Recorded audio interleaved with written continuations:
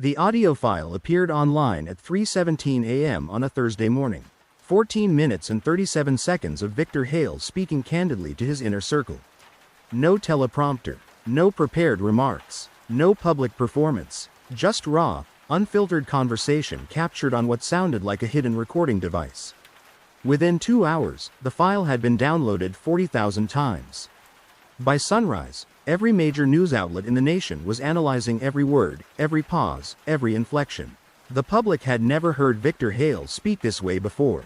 The carefully constructed persona, the controlled aggression, the calculated provocations, the strategic messaging, all of it was absent. In its place was something else entirely. Something that would either destroy his presidency or become the greatest political controversy of the modern era. But here's the question that would haunt the next 72 hours. Was the recording even real? Now, we're about to explore a story that nearly toppled a political empire, one audio file at a time. The contents. Before we can understand the chaos that followed, you need to know what was actually on that recording. The audio quality was surprisingly clear, too clear, some would later argue.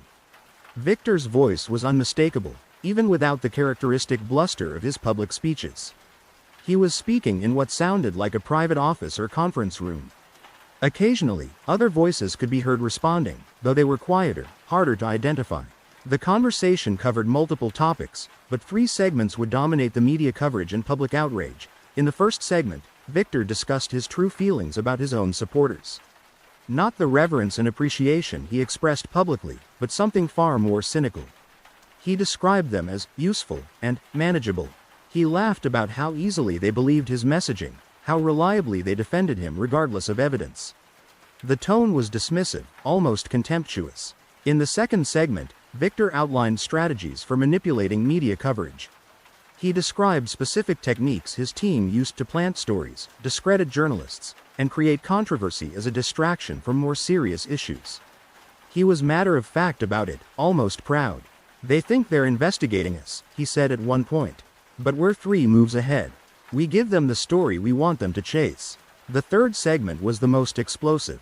Victor discussed potential illegal activities, not his own, but information he possessed about political rivals and business associates. He talked about leverage, about keeping files on people, about knowing where the bodies are buried. The language was vague enough to maintain deniability but specific enough to be deeply troubling. When the recording ended, listeners were left with a portrait of Victor Hale that contradicted everything his public image projected. This wasn't the straight-talking populist fighting for ordinary people.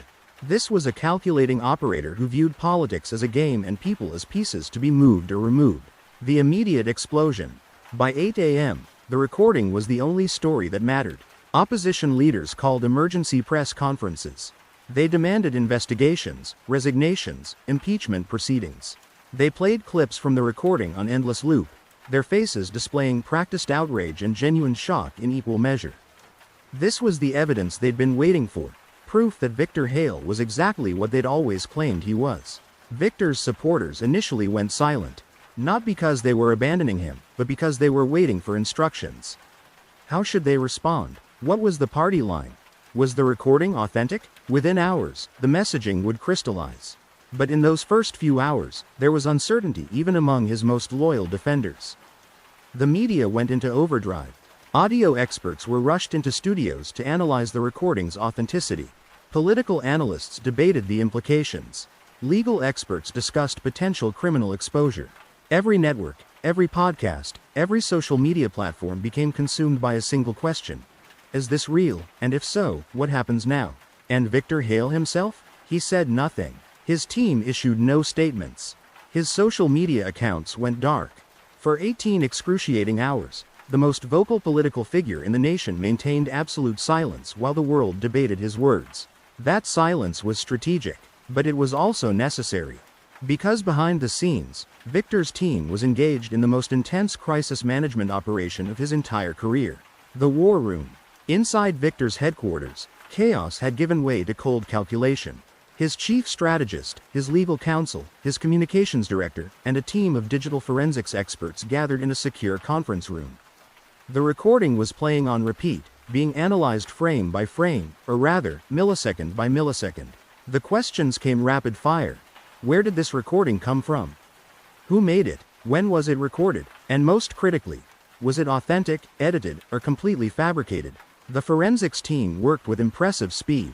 They analyzed audio signatures, background noise patterns, speech rhythms, and digital artifacts. Their initial findings were troubling. The recording showed signs of editing. Subtle cuts, barely perceptible transitions between segments. The conversation might be real, but it had definitely been manipulated. But here was the problem. Even edited recordings can contain real content. Just because segments had been cut together didn't mean the words weren't Victor's. It just meant someone had curated which parts of which conversations to include. Victor's legal counsel raised the critical point. Even if we can prove it's edited, we can't prove the content is false. If you actually said these things, even in different contexts, at different times, we're still facing a credibility crisis. Victor leaned back in his chair. His expression was unreadable. Finally, he spoke. Find out who did this. Find out how they got access. And then we go to war. The counter-narrative begins. 22 hours after the recording surfaced, Victor's team launched their response. It began with a statement from his press secretary. We are aware of the audio file circulating online. Preliminary analysis indicates it has been heavily edited and manipulated. We are conducting a thorough investigation and will have more to say once we have complete information. The statement was careful. It didn't deny the recording entirely. That would be too easy to disprove if the content was real. It focused on the editing, on manipulation, on the question of authenticity. It bought time. 6 hours later, Victor's digital team released their own analysis. They'd identified 17 distinct edit points in the recording. They showed spectrograms highlighting the cuts. They brought in their own audio experts to explain how modern technology could create convincing fake recordings or stitch together real audio in misleading ways. The message was clear. Don't trust what you hear. This recording is not what it seems. Victor's supporters seized on this narrative with relief. Finally, they had a counter-argument. The recording was fake, or at least fake-ish. It was a deep state operation, a political hit job, a desperate attempt by Victor's enemies to destroy him with manufactured evidence. But Victor's team knew this wasn't enough. Defensive posturing might satisfy the base, but it wouldn't convince skeptics or neutral observers. They needed to go on offense. The source investigation. Behind the scenes, Victor's security team launched an aggressive investigation into the recording's origins. They traced the file's digital footprint backward through multiple servers and proxy networks. Someone had taken significant precautions to hide their identity, but no one is completely invisible online. Within 36 hours, they'd narrowed the possibilities to a handful of individuals who had the access, the technical capability, and the motivation to leak such material. The prime suspect emerged. A mid-level aide who'd left Victor's administration 3 months earlier. The departure had been described as amicable at the time, but sources now revealed tensions had existed. The aide had been present in numerous private meetings. They'd had access to secure areas. And digital forensics suggested the leak had originated from a device that had previously been assigned to their office. Victor's team didn't immediately go public with this information. Instead, they quietly contacted the former aide's attorney. The message was simple but chilling. We know it was your client. We have evidence. They have 48 hours to come forward voluntarily, or we'll destroy them publicly and pursue criminal charges. The legal threats were aggressive, perhaps even excessive. But they reflected Victor's approach to political warfare. Overwhelm the opposition. Never show weakness. Force your enemies to fight on your terms. The public statement. 71 hours after the recording first appeared, Victor Hale finally addressed the nation directly. He chose a format that played to his strengths. A live, unscripted press conference. No prepared statement read from a teleprompter. No carefully parsed language approved by lawyers. Just Victor, a microphone, and his absolute confidence that he could control this narrative. I've been in public life for a long time, he began. And I've learned that my enemies will do anything, and I mean anything, to destroy me. This recording is just the latest example. He went on to explain the editing, the manipulation, the out-of-context segments. He claimed the recording combined real audio from multiple conversations, some spanning years, stitched together to create false impressions. He admitted some of the words were his, but insisted the context had been deliberately distorted to make him look bad. Did I have frank conversations with my team about political strategy? Of course. Did I discuss how to handle media coverage? Obviously. Did I say exactly what's portrayed in this heavily edited hit piece? Absolutely not. He pivoted to attack mode, suggesting the leak came from a disgruntled former employee with an axe to grind. He questioned why, if this recording was so damaging, it had been released anonymously rather than through official channels.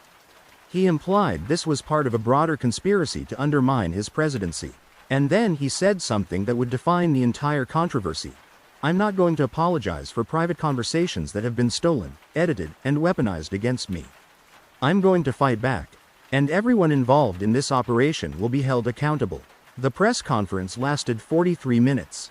Victor took no questions. He walked off stage, leaving journalists shouting queries at his back.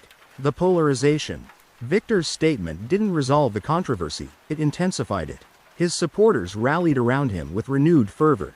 They saw confirmation of what they'd always believed: that Victor was under constant attack from shadowy enemies who would stop at nothing to bring him down.